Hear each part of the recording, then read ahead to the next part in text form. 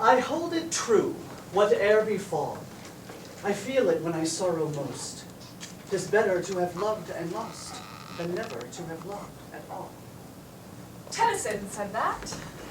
Supposedly, it was a wise man who said it's better to have loved and lost than to never have loved at all. How many times is the truth that you take to be true just the truth falling apart at the same speed as you until it all falls away at 1,000,000 degrees and you're just left to be falling debris? Josh Ritter said that. He is a wise man. People say a lot of things. About death. I didn't say anything about death. Everybody has some idea about it. What it is. What it means. How much it hurts. How we don't want to talk about it. Some bright morning when this life is o'er. Religion. I'll fly away. Absence. Oh, how glad and happy when we meet. Pain. I'll fly away. Death is absence, or at least the removal of physical corporal existence. The continuation of existence in memory. A being no longer being, but living in traces left behind. It is the final goodbye to the walk, run, skip, jump of a being that can move. A silencing of the vocal cords that can no longer produce melodic vibration.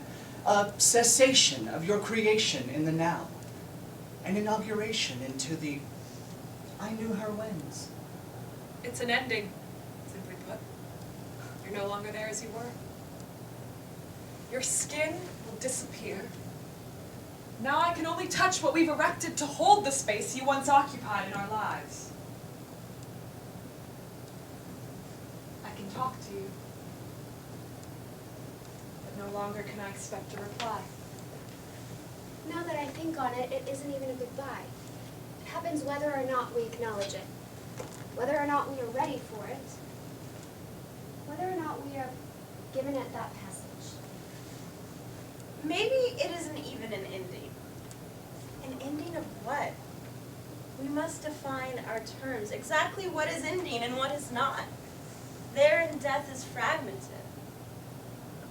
Maybe it's transformation. It is the only thing that is absolutely certain from the moment that we die.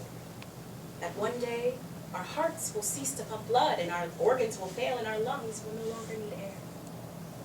And maybe that's all it is, or needs to be. As humankind, when blood stops circulating for good. Today I was riding the train and I was knitting. And a man, he says to me, "Oh, you're getting started early this year." And I was like, "Yeah, it's going to be a long one," talking about the winter, but he thought I was talking about the scarf. And he ended up saying that his wife used to knit, and that she put it down and never picked it back up again. And I was like, well, you said used to. And I was like, well, you should encourage her to knit more. You know, sadness kind of came over his face. And I quickly glanced down, because I thought about the fact that he said used to. And I looked at his hand, and there was no longer a wedding ring. So in 3rd grade, you know that every book you read is going to have a happy ending, so you don't worry too much about it. And then you get assigned Bridge to Terabithia. And you read it, and you think to yourself, surely this didn't just happen. And then I heard a scream from the kitchen, and I ran into the kitchen and I said, "What?" And my mom said, "Look!" She had just opened a can of asparagus, and inside that can of asparagus was a dead grasshopper. I remember the first time my parents approached the topic of death with us. It was with the death of a pet, which I think happens to a lot of people who maybe haven't had a grandparent die. I'm still fortunate to have most of mine around. So when the time came to talk to us about what it means when you die, it was when our first pets, 2 lizards, eventually reached the end of their lifespans. So, the first time I saw my dad cry was in 5th grade. He brought us into the living room to tell us that his mom passed away. I was so oblivious to what was happening. I had no idea why he was crying. I was all like, okay, yeah, that's great. You know? I just had no idea. And then, when we were all gathered together as a family, I looked around and I said, oh, Someone's missing. Someone's missing. And now I get it. It was my birthday weekend, and I was turning 20, and my parents came up to visit me. They knocked on the door, and when we sat down, they told me that my grandmother had passed away. My mom started crying. I remember I was still putting my apartment together. I was hanging up curtains and things, and my mom got up on this stool to hang some curtains, and I was in the other room, and I heard this big thud, and my mom screamed, and I remember letting out this guttural, "Mom!" Because after having just lost my grandmother, the thought of something happening to my mother, in that moment I knew exactly what she was going through. I find it hard to know what to say. How to be present for someone when a death has occurred to them but isn't necessarily close to you. Even when it comes to family. So when I got to work one morning, there had been a shot outside the kindergarten playground, and we all had to kind of climb over the crime scene to get in. A lot of the kids saw it. This was just my second year teaching, and I remember sitting with my class and asking them if they wanted to talk about it, to process what had happened. And I remember one of my students just looked at me like, why would you want to talk about this one when we never talk about any of the others? And then I realized, for my students, this is kind of a normal occurrence. These were just fifth graders. It was like they were asking me, why won't you acknowledge that this kind of thing happens? And this kind of thing happened all the time in my neighborhood. I was living in uptown Chicago on the north side, which was one of the hottest blocks as far as gang involvement. There had been about 3 or 4 shootings on the exact corner from where I was staying that year. But it hit too close to home when my sister was pulling up in her car, and I heard about 4 or 5 gunshots. I had just gotten off the phone with her. I ran to the window, and someone had just gotten shot in the head. So, the saddest ending to a movie I can ever remember is when I went to go see Moulin Rouge at the movie theater on 42nd Street. I remember loving every single aspect of that movie.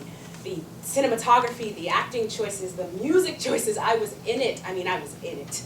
And finally, the end moment happens, and Satine is laying dead in Ewan McGregor's arms. And he just lets out this heart-wrenching howl. And I felt it, and I was crying too. And then the man in front of me starts laughing. I was so angry that I threw napkins at his head. I need to experience that. I was going through. Chris used to get really annoyed at the fact that for the years she had cancer, everybody would only talk to her with her head really far on one side. And nobody would ever say cancer out loud. Chris really liked to be up in people's faces about it because it really annoyed her how suddenly everybody would just tiptoe around her. And her mom was always very like this. So, we called it Death Watch, whatever year it was. Like, oh, how's your mom doing? Oh, you know, Death Watch 2011. Or, yeah, my mom just bought me all this brand new furniture because, you know, Death Watch 2012. And when I went up there last summer to what was her deathbed, I remember coming up to her when she was first lucid and being like, well, I'm not tilting my head and I'm still calling it Death Watch because that's why we're here. And she was like, thank God. I think for my generation, our first experience with massive death on a large scale was obviously 9/11. I grew up in the suburbs of California, so there wasn't conflict all around me. I was very lucky in that. But that time was the first time that anything like that came bursting into our consciousness. I was 9, and that's an age where I was old enough to remember what was going on. I was starting to be more conscious of the world around me. I think everyone can remember exactly where they were. We were in my classroom, and they pulled down a map of New York, told us exactly what was going on, and asked if anyone wanted to share anything.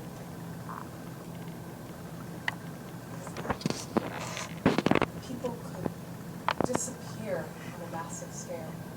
People could die in such numbers. Things that I had never understood before beyond a history textbook. So, it was the morning of my wedding, and I had all sorts of mixed emotions. Excitement, anxiety, joy, a little bit of nerves and fear, but mostly joy. There was some added stress too because most of my wedding was DIY, and my partner and I cut a lot of corners organizing the event ourselves. The occasion was small, 40 or so people in my parents' backyard. As we were organizing the event, we thought it would be so special to experience that moment surrounded by close family and friends. Little did we know that being so close to home would heighten emotions and add even more stress. So I am finishing decorations and scouring the house for last-minute items when I run into my father. Ted is missing. Ted is the cat my parents have had for about 8 years. My parents have 2 cats. Ted is my dad's favorite. Did you leave the garage door open last night? He knew I had been working in the garage on a banner for the wedding. No, Dad, I did not leave the garage door open. You sure? Yes, I'm sure.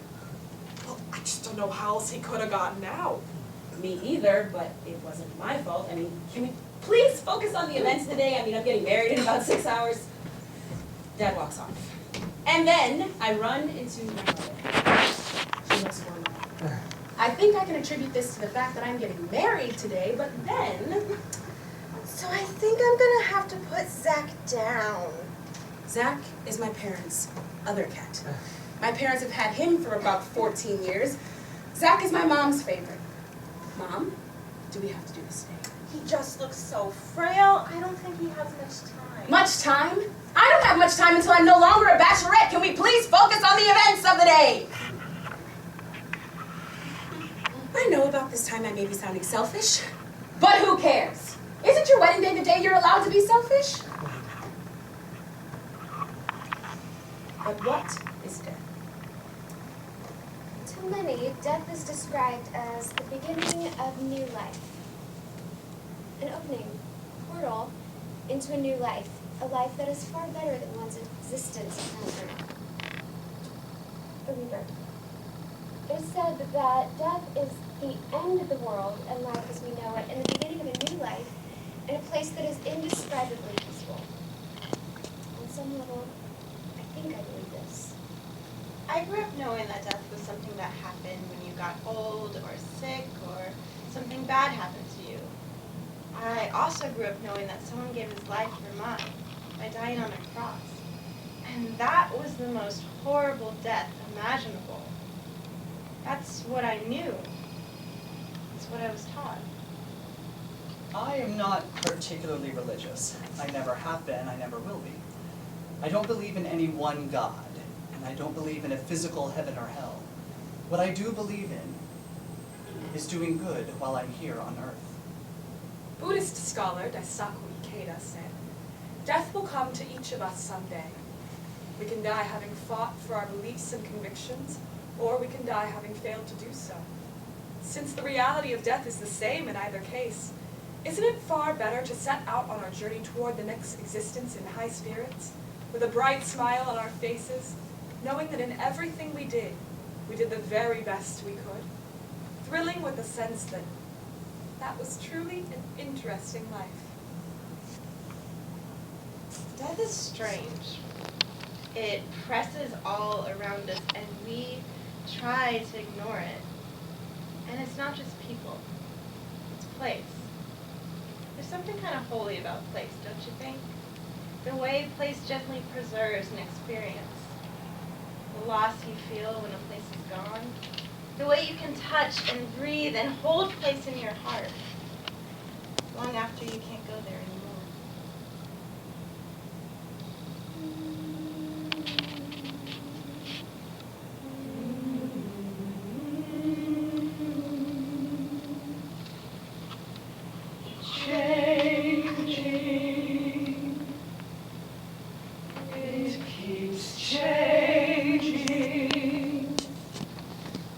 I see towers where there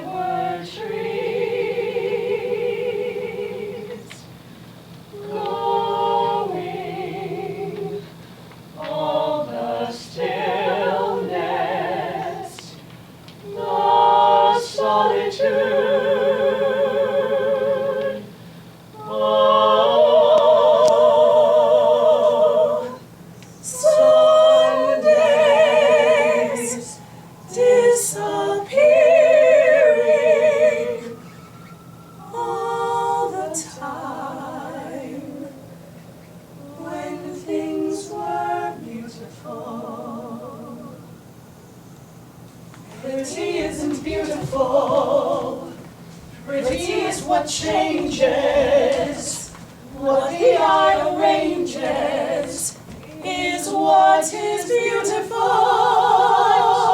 I'm changing, you're changing.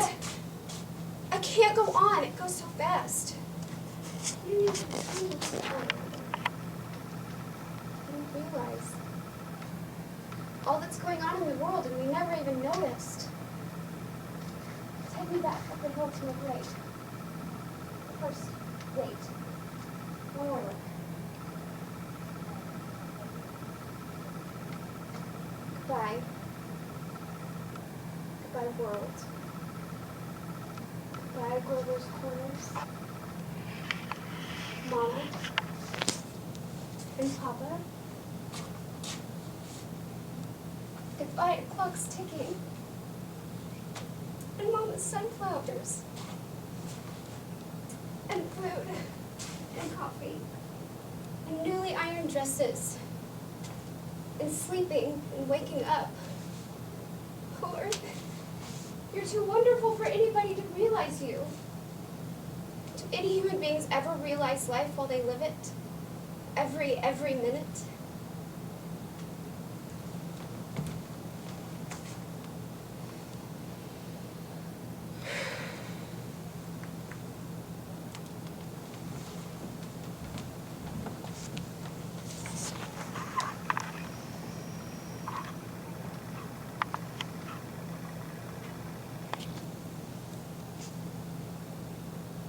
Hey.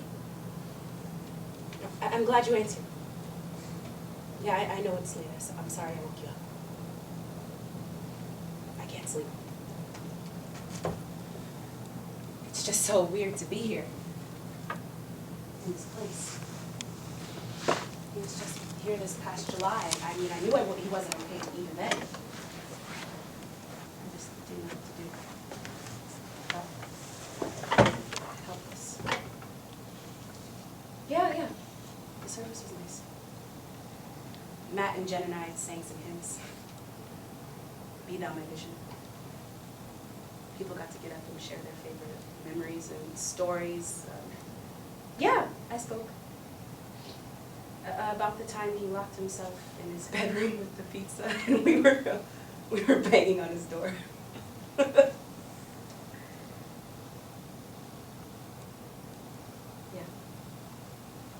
I'm okay. It's just strange being here. It feels empty, haunted. Anyways, I was feeling restless. How are you? How was your day, your week? Yeah. I'll be fine. It's just surreal when it happened so fast. It's just strange. It's really strange.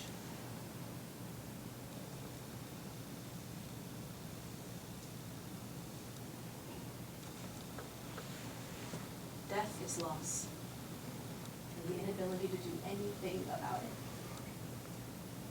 Death is being patient and waiting to see more than just a pinpoint of reality.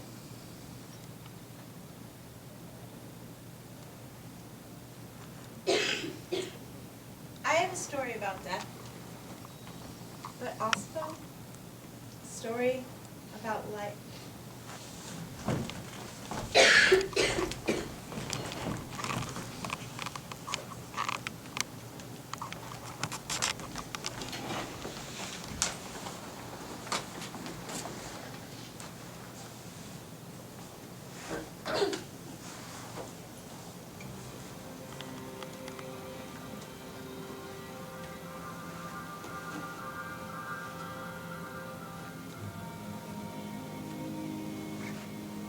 The hand of the Lord was on me, and brought me out by the Spirit of the Lord. He brought me in the middle of a valley. It was full of bones. He led me back and forth among them, and on the floor of the valley was a great many bones, bones that were very dry. And he said to me, Son of man, can these bones live? I said, Sovereign Lord, you alone know. Then he said to me, prophesy to these bones. Prophesy and say to them, hear the word of the Lord.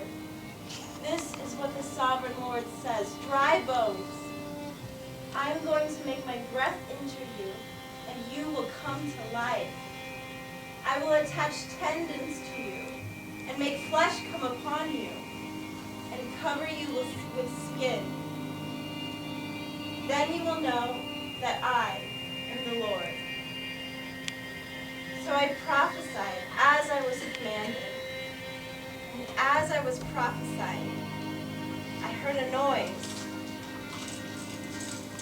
a rattling sound.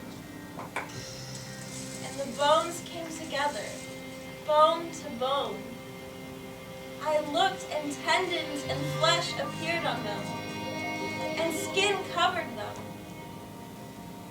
But there was no breath in them.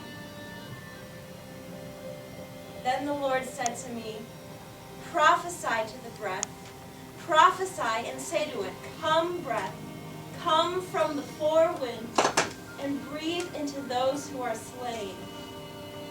So I prophesied as I was commanded, and as I was prophesying, breath entered them. And they came to life, and they stood up on their feet. A vast army. Then the Sovereign Lord said to me, Son of man, these bones are the people of Israel. They say, our bones are dried up, and our hope is cut off. Therefore say to them, my people, I'm going to open up your graves and bring you out from them. I'm going to bring you back to the land of Israel.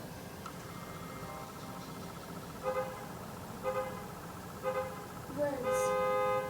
Just words. And my own lived life shall teach me this, that life shall live forevermore, else earth is darkness at its core, and dust and ashes, all that is.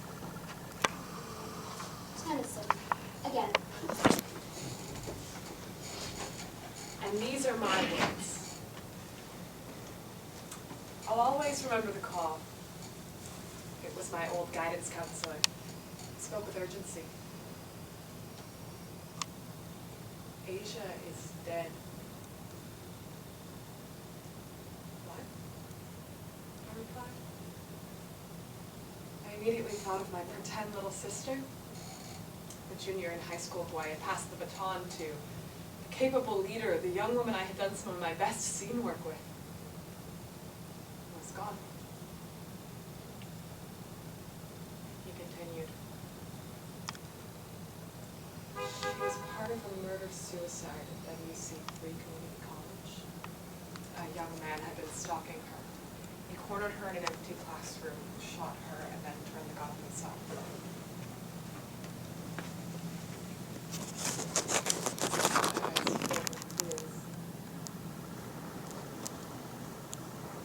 Thinking of how young she was. How she only had 1 year left until college, until graduation. Searched for a God. I don't understand. How could this happen? Why Asia? What was she even doing at WC3?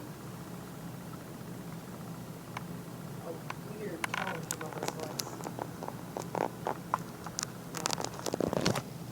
She went there. So she was taking classes there, like after school?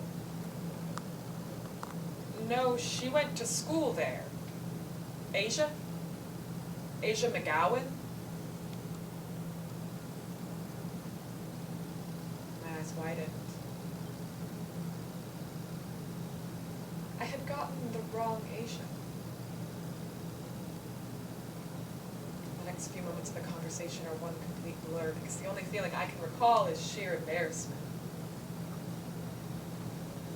The next few days, however, I remember, will remember for the rest of my life. I cried. I mean, like, a lot. Cried because Aisha was dead. Cried about my mistake. Cried that when I had gotten the names confused, I felt the slightest bit of relief.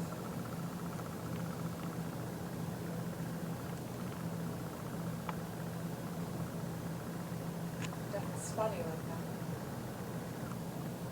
You hear about it all day, every day. It's all around us if you think about it. But we distance it from ourselves. But no matter who someone is to you, or how they impact you, death is a time to honor a person's life. To honor that they live.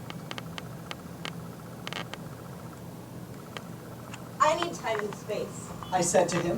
And without knowing it, infants of what we held dear floated off into the distance. Days later, still waiting for his reply, I finally realized why death, in all of its forms, hurts so damn much.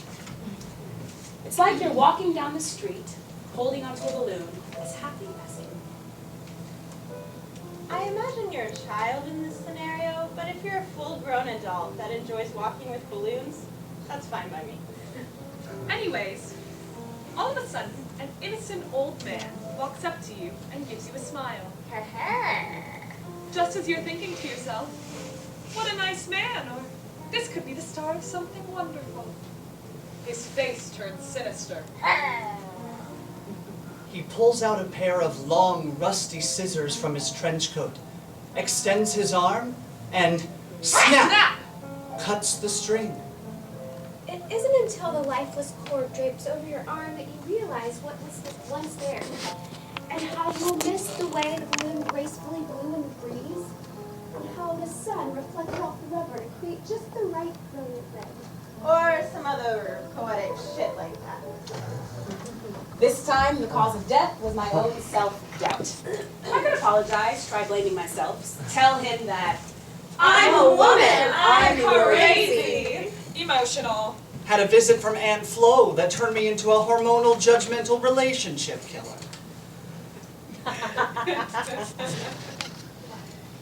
But the truth is, I'm just not that desperate.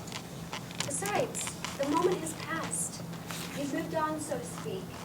Plus, there's so much life left to live, it would be like speaking to the ghosts of our former selves. So I guess sometimes death can be a good thing. Sophomore year of high school. My English teacher stood in front of the class on the first day and lined up each of the books that we were to read that year in a row on the whiteboard.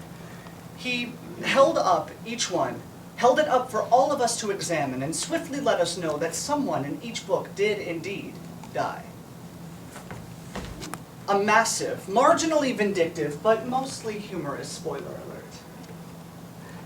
The topic of that year's class was to be American literature, and I can tell you that someone dies in The Scarlet Letter, The Great Gatsby, The Awakening, The Grapes of Wrath, and that Holden Caulfield probably had a lot to say on the matter. The closest thing that I've come to knowing, feeling, or understanding what it's like to have someone you love there in one moment and gone in the next is in the pages of a book or in a moment on screen. I've never been to a funeral. But I have clutched at the pages of a book because Dumbledore died and not even wizard magic could bring him back. When the characters that have comforted and nurtured and mirrored and challenged you for the entirety of your childhood can no longer act, think, feel, or speak because the author has decided that they no longer exist, that they are gone forever. So, here's to Lily and James Potter, Albus Dumbledore, Fred Weasley, Remus Lupin, Sirius Black, and Severus Snape caught somewhere in the in-between. To Sarah Crewe and the loss of her father in A Little Princess, to when Lyra blindly causes the death of her best friend in The Golden Compass, to when Rose should have pulled Jack up on that fucking piece of wood, to Bambi's mother, to when Arwen won't let Aragorn's mortality stop her from being with him, and to the amount of tears that John Green makes me cry. Supposedly, it was a wise, wise man who said, "'Tis better to have loved and lost than never to have loved at all." I agree with this. There's some losses I could have done without.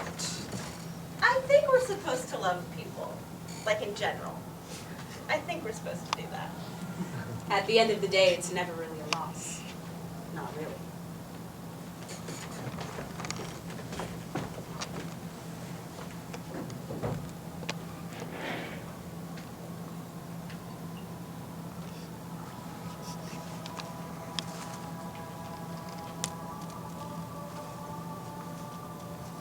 You want a physicist to speak at your funeral.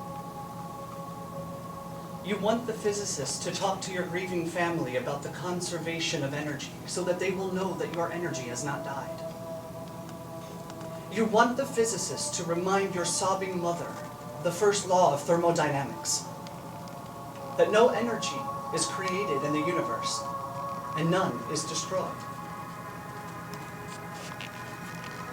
And at one point, you'd hope that the physicist would step down from the pulpit and walk to your broken-hearted spouse there in the pew and tell him that all the photons that ever bounced off your face, all of the particles whose paths were interrupted by your smile, by the touch of your hair, hundreds of trillions of particles, have raced off like children, their ways forever changed by you.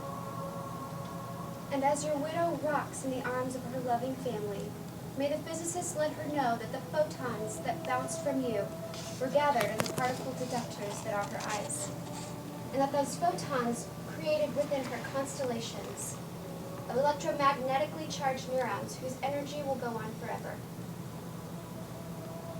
And you'll want the physicist to say to your loved ones that they should not have faith. In fact, they need not have faith, for scientists have measured the exact conservation of energy and found it accurate, verifiable, and consistent across space and time. You hope your family will examine the evidence and satisfy themselves to know that the science is sound, and be comforted to know that your energy is still around. According to the law of conservation of energy, not a bit of you is gone. You're just less orderly.